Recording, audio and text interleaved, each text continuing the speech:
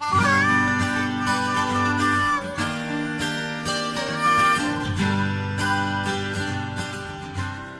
aí galera da SUSEP, beleza?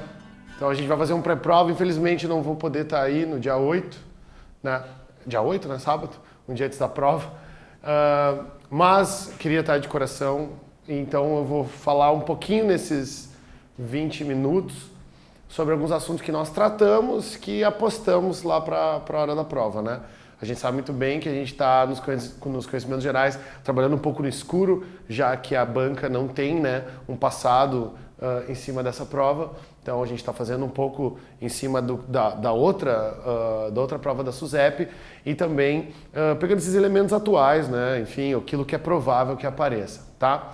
Já lembrando que a banca é feita por um historiador e por um geógrafo. Isso ajuda bastante assim no encaminhamento do que a gente vai encontrar. Então, eu vou falar rapidamente nesses 20 minutos sobre alguns assuntos que nós tratamos e que é uma aposta lá para a prova no dia 9, tá? Bom, aqui tem o nosso edital. Lembrando que a bibliografia que o edital cobrou na nossa área é muito vaga, né? As revistas da SUSEP, que nós tratamos uma aula específica disso, mas que, enfim, fala sobre os dados e tal, então uma parte bem específica, acredito que 2, 3 questões será em cima da SUSEP. E também revistas e jornais. Então, parte muito do pressuposto que o aluno está bem informado, conhece o que o Rio Grande do Sul está passando, o que o Brasil está passando, né, nos últimos pelo menos 3, 4 anos. Lembrando que os episódios de fevereiro para cá, não acredito que podem ser relevantes, né? Debate sobre, por exemplo, a crise que envolve a política nos últimos meses agora, a terceirização, a reforma da Previdência, acho que não vai aparecer, tá? A não ser que apareça relacionados às discussões do ano passado, que esses temas já eram discutidos. Mas enfim, vou falar um pouquinho sobre cada uma desses aspectos aqui do edital, tá? Bom, dados históricos, geopolíticos e socioeconômicos do Estado do Rio Grande do Sul. Dados, né? Então, saber algumas coisas bem pontuais, não exatamente grandes estruturas políticas, mas dados. Por exemplo, a formação do Rio Grande do Sul está muito ligada aos países do Prata e dos impérios ibéricos. Então, lembra que nós falamos que entender a história do Rio Grande do Sul é entender a sua relação com o Uruguai e com a Argentina e, sobretudo, o interesse da Espanha e de Portugal em ocupar essa região, né? Tem a ver com a formação de Buenos Aires, depois Portugal forma a colônia de Sacramento, né, na frente de Buenos Aires, no atual Uruguai, depois os espanhóis criam Montevidéu, e aí, enfim, os portugueses vão acabar sendo expulsos de colônia, vão para Rio Grande, ou seja, a história do Rio Grande do Sul está muito ligada às tensões do Prata, né?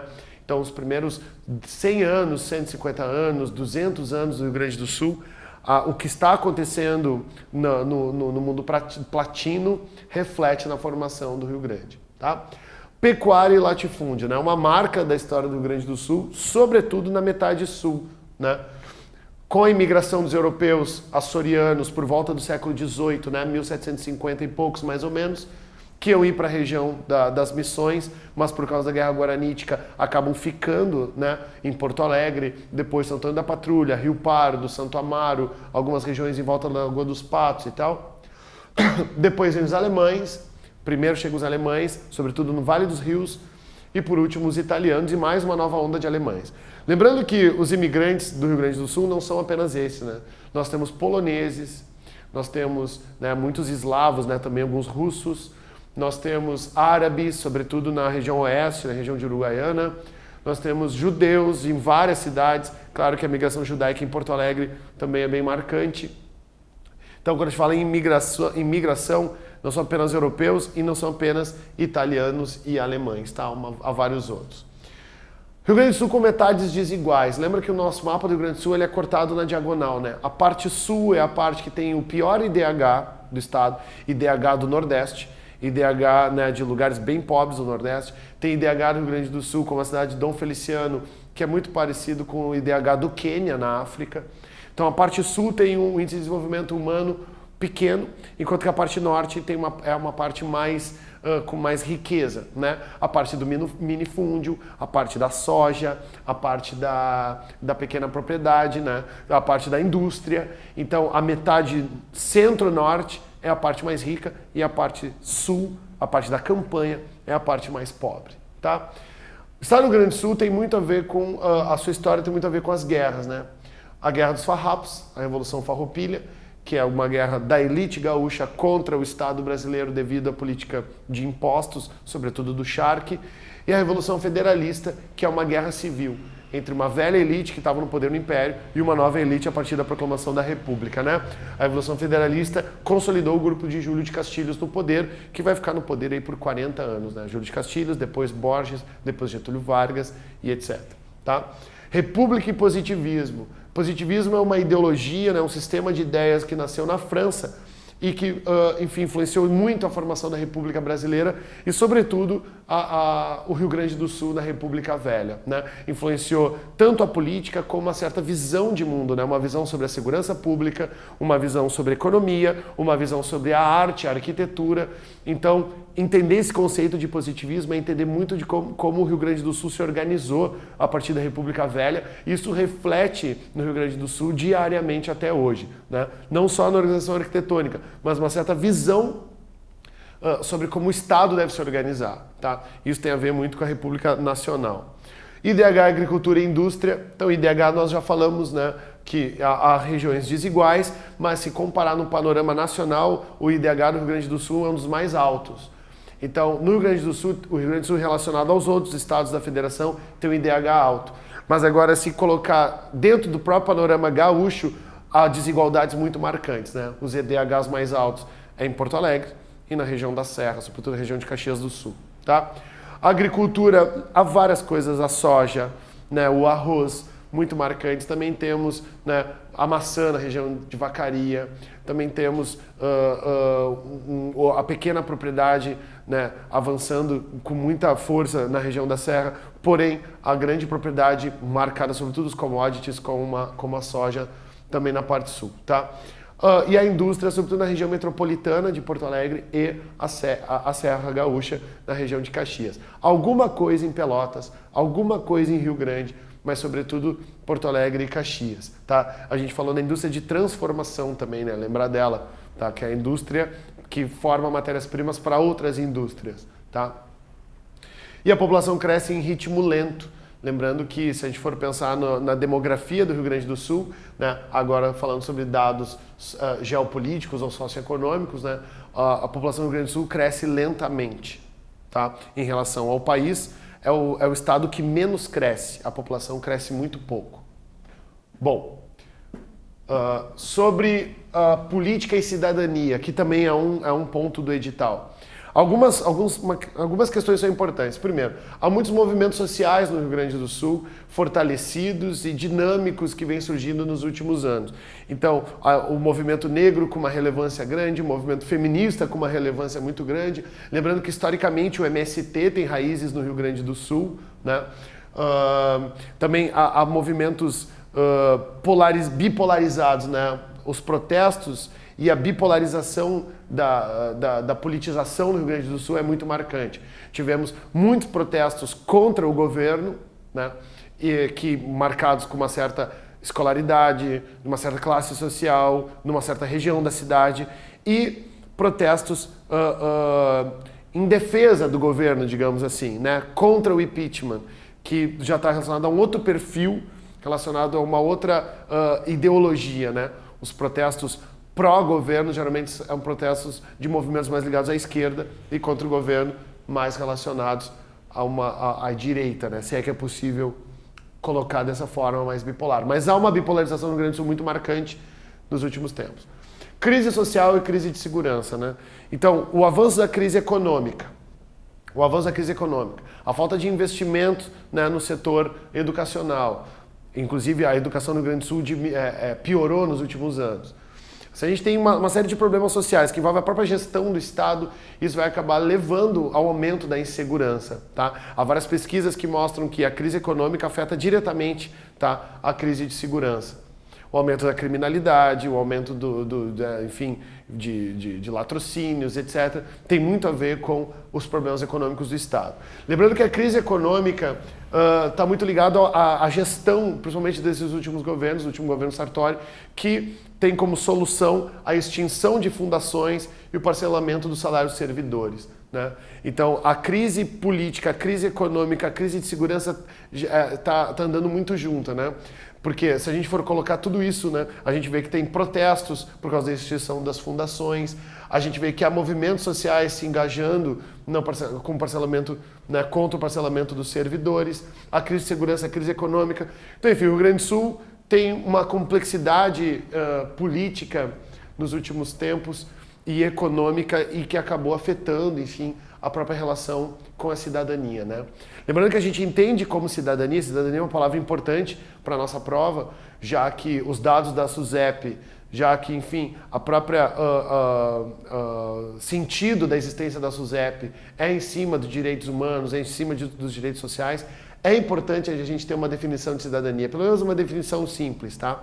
A gente pode pensar a cidadania como a prática da democracia. Então a democracia como um sistema, como uma organização de um Estado. Como é que essa organização de Estado, como que esse sistema de ideias transparece na vida cotidiana? Através das práticas de cidadania, tá? O cidadão é aquele que tem seus direitos assegurados, é aquele que tem seus direitos civis, né? Os direitos do indivíduo, o direito ao trabalho, né? O direito à vida, certo? Já junto com os direitos sociais, ou seja, o indivíduo e a sociedade. Escola pública, saúde pública, transporte público, saneamento, etc. E os direitos políticos, né? Aí o direito de votar, ser votado, participar de agremiações, participar de partidos. Então, o indivíduo que tem os seus direitos garantidos, sociais, políticos e civis, é o cidadão.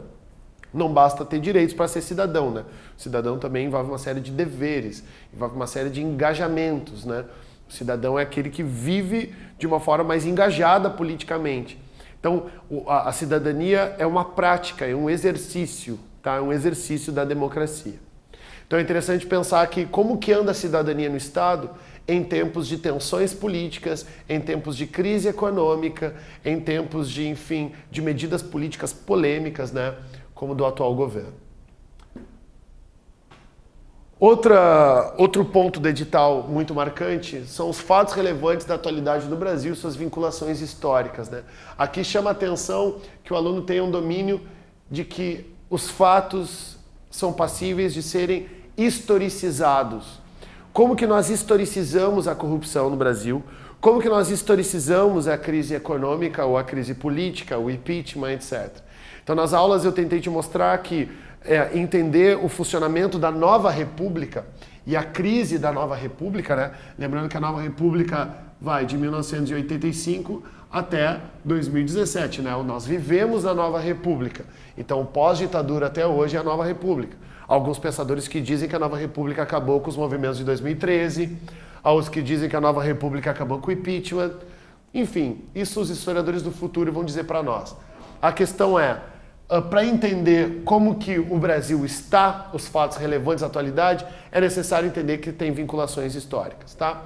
Destaquei aqui a corrupção, e aí te lembra que eu destaquei 3 conceitos para ti: patrimonialismo, né? Essa relação de usar o bem público como se fosse um bem privado, o patrimônio público como se fosse um patrimônio privado, o clientelismo e o coronelismo, né? Clientelismo como uma troca de favores, um sistema de troca de favores. Historicamente, essas 3 coisas, a gente pode voltar lá para a colonização dos portugueses, né?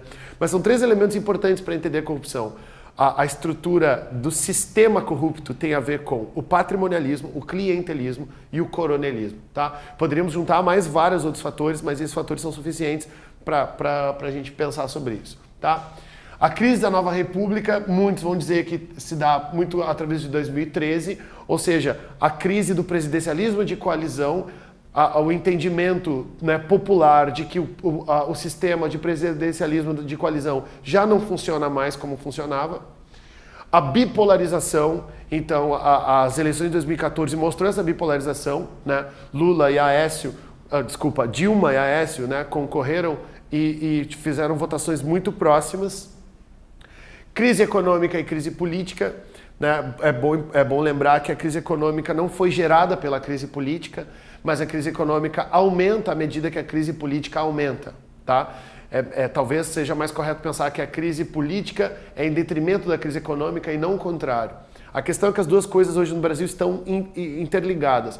Quanto mais o Brasil sofre com a crise política, mais a crise econômica se acentua, né? Há uma certa vontade política de se estabilizar politicamente o Brasil, justamente para tentar botar nos eixos a economia. A questão é que elas se retroalimentam, beleza?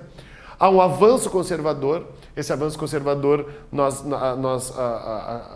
é possível de ver, sobretudo com o avanço nas pesquisas de um sujeito como o Jair Bolsonaro, né? Então, o avanço conservador de uma ideia que viola os direitos humanos, né? Então, qualquer candidato à presidência que tem como bandeira uma postura autoritária e que fala abertamente que se deve agredir homossexuais e verbalmente agride mulheres, etc., bom, dá para perceber que no Brasil há um avanço desse conservadorismo. A crise do impeachment, que desde 2013 isso já vem sendo levantado, e aí algumas manobras fiscais feitas pelo governo Dilma foram consideradas muito graves e por isso acabou gerando impeachment.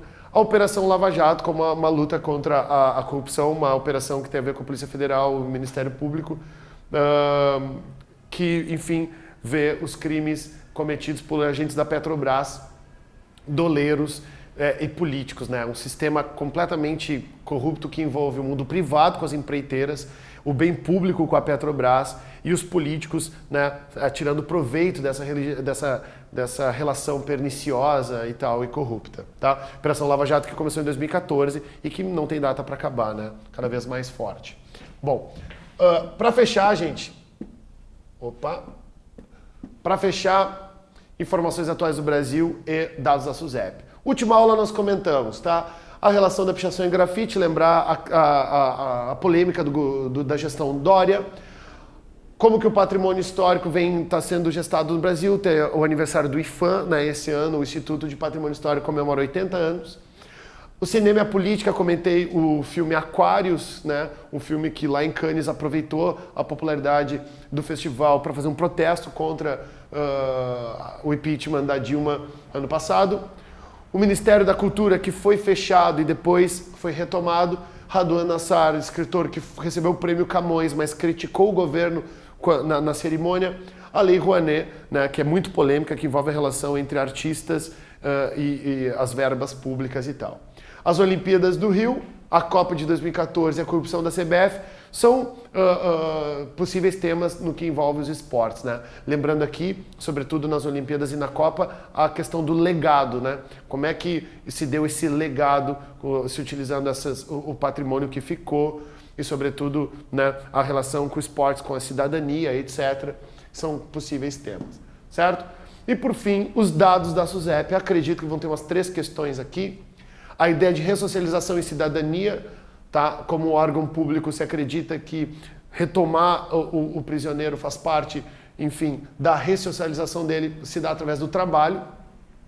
A LEP 1984, que vocês estudam bastante, que organiza o trabalho penal. O protocolo de ação conjunta, eu aposto nisso, tá? Que o protocolo vai cuidar, então a SUSEP vai fazer intermediação entre o apenado e a empresa privada.